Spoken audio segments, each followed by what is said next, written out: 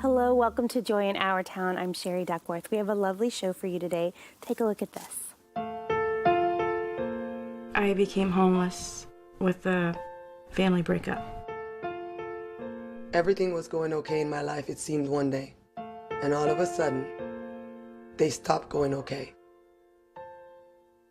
The reason we're in here is because I lost my job. Eventually, I got evicted. Before I was homeless, I looked on it as a problem that I would never encounter, something that would never happen to me.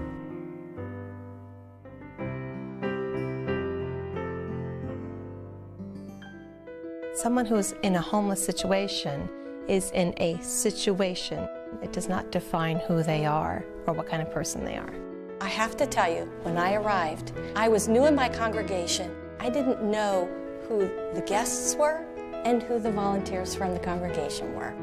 It breaks your heart to see that a hardworking family could actually end up in a situation like this. I am always surprised at how loving and open and friendly these people are. It's a great opportunity for hands-on outreach. You don't have to go on a mission trip to do this. We get just as much, if not more, out of it than the people that we're trying to help. It's just a wonderful feeling. Today, with our show, we have Terry Petty joining us from Family Promise of Irving. Thank you for being here, Terry. Thank you for inviting me. Now, you all are an emergency service. Talk to us about that and help us understand what we saw there on the video this morning. We are an emergency service in that we serve families with children that are in a homeless situation. And we're not the emergency service where you can call and say, I don't have a place to sleep tonight. Can you come? We do require some interviewing and intake. We want to make sure that our churches and our guests and families that you're living with are all safe. So we ask you to come in for an interview. We want you to have a history of some stability in housing and in work, because we're a short-term solution for families that are living paycheck to paycheck. And as you saw in the video, things happen that cause families not to be able to pay for housing, and they get into a situation. They're not homeless people. There are people in a situation that has caused them to be without a home. Yeah, I like how she said in there, these are hard-working families who have gotten into a situation. It's amazing the challenges that these families that come to us have to go through to find jobs, affordable housing, childcare. Yeah, and we obviously, don't consider the fact that these whole families are all affected. So an entire family needs to find shelter. An entire family has to find somewhere to live. And so the beauty of what you all do is that the family gets to stay together. Exactly. In a traditional shelter, when a child gets to be a certain age, there is the possibility that they're going to split the family up between male and female. So we do keep the families together. Mm-hmm. I think that's really important. There's a lot of times where they're afraid to reach out for help because they're afraid of being separated. Exactly. Like you mentioned, a lot of shelters will do that. So I think it's really nice that they have a place that they can go where they know that as a family, they're going through this difficult time right now, that they don't have to add more difficulty to it by having the separation anxiety, especially with children. That makes it so much more difficult. A lot of people just are afraid to reach out because of that. Mm-hmm. Yeah, most definitely. So it's great that hopefully families watching today, if they need assistance, they know they can reach out. We have a little bit more on that. The Interfaith Hospitality Network gives congregations the opportunity to create an innovative local response to family homelessness.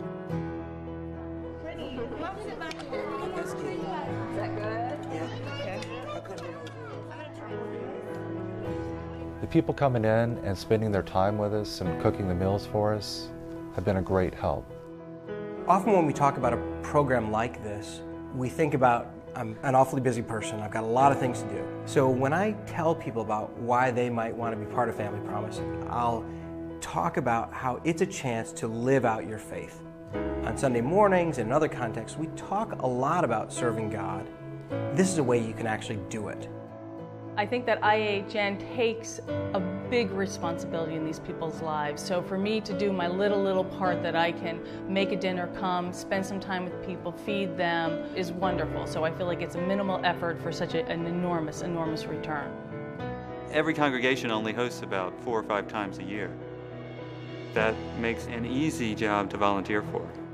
Once people do it, they really love it, and they want to keep doing it. What's so wonderful about the program that it involves so many people? I think it's one of the best outreach programs a church or synagogue can have. You can see how much it means by the outpouring of volunteers, people making food, people coming to have fellowship with the families that are visiting. It's a way that we all kind of band together for a really good purpose.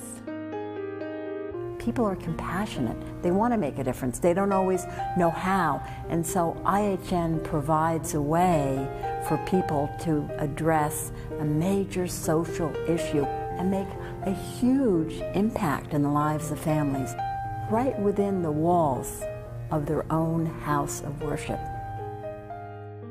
They're friendly. They're giving us the support that we need to keep doing what we have to do to stand on our own feet. Guess what? What? I'm gonna start working tomorrow. Woohoo! Now I'm gonna now I'm gonna go to my new house. Yeah, we're gonna go to the new house soon.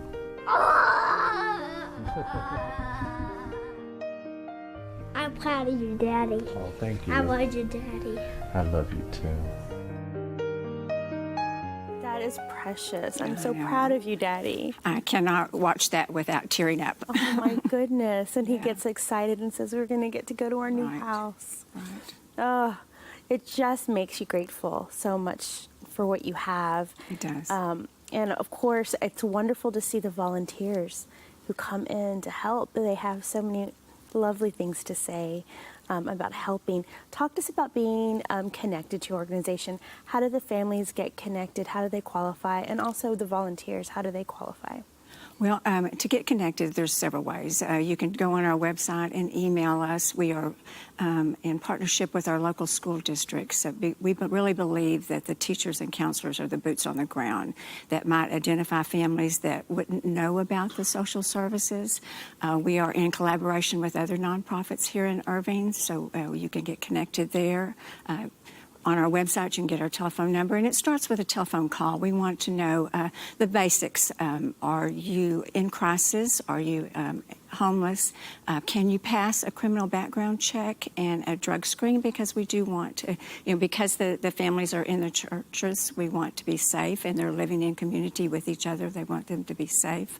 And then we invite them, based on that, to come in for a personal interview. And we're a short-term program. We ask for a 30-day commitment. That way we can make sure that you're safe, that you're connected to the resources that you need. We do budgeting and financial counseling. So that's where it begins, is with a phone call, and then we invite you in to a personal interview. To a personal interview. Mm-hmm. And so once the interview takes place, this is for the families, right? They get interviewed. Right. You get to assess kind of their need and what has to happen next, right? Right. Okay.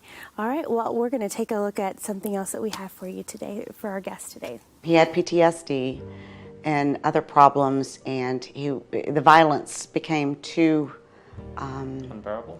Yeah. I feel, we were better off, homeless than going through that.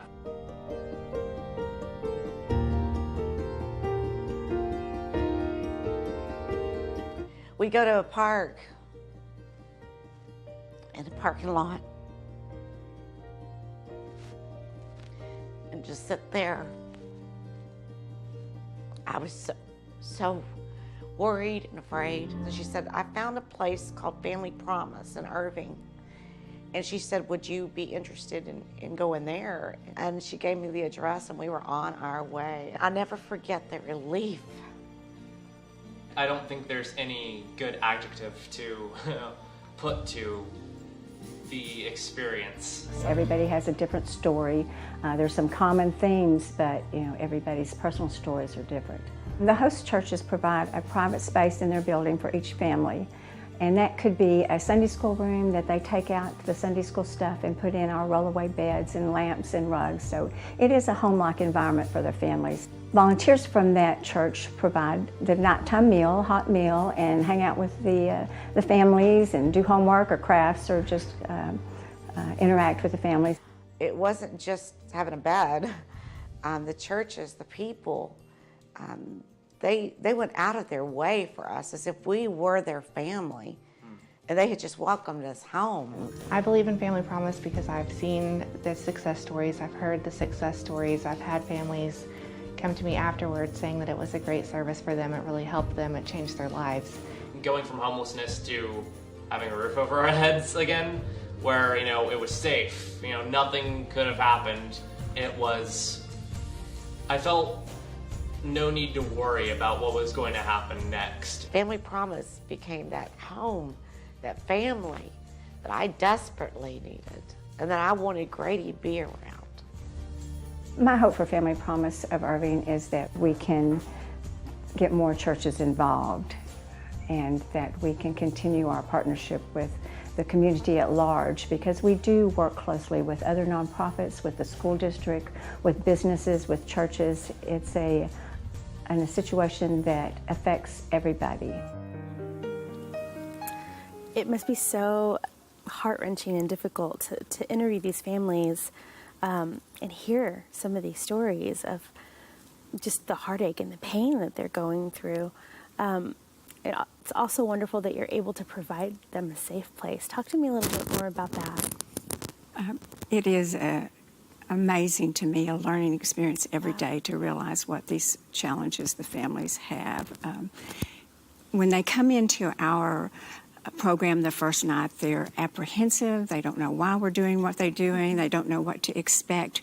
But after that first night in the church, and they experience the love and encouragement and hope that the volunteers from that church bring, you can literally see the tension released from their body, and they think, okay, this is going to be all right. And, you know, we give them a sense of hope and a sense of safety for a little while where they can actually think about what it is they need to do next. When you're in a sense of crisis, you know, you're just living like you're running downhill. This gives them a time to relax and to breathe and a chance for us to love on them. Yes, definitely. We can hear in the video the sense of relief. Right. You know, I feel safe. I don't have to worry.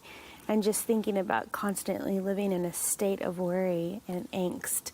And now they can just breathe, like you said, and just, okay, now I can think straight because I'm not in survival mode. Exactly. Right? That's exactly right. Yeah, so I think it's a beautiful service. I'm so glad that you're there. It's great to hear that churches locally are partnering, and they can also contact you the same way through the website. Yes, we really do need to get more churches involved and more volunteers. So the same process, give us a call, go on our website, and let's just have a conversation, you know, what's going on with your church? How can we partner together? It's beautiful to see our community being the hands and feet of Christ. It is. Thank you to Family Promise for what you're doing. Thank you, Terry, for your heart for the community. And thank you all for watching us here at Joy in Our Town.